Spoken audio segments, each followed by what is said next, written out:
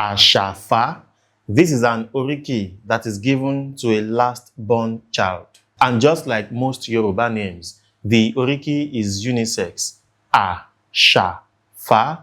Two main words in that name, the words sha and fa. Sha means to select, to carefully choose, and fa means to scrape. This finger, for instance, the index finger, is called Ika Ifabela because it is the finger we use in the scraping of soup for licking. Ifa or bela, the fa there is a word that means to scrape. So in this case, what are we scraping? The womb.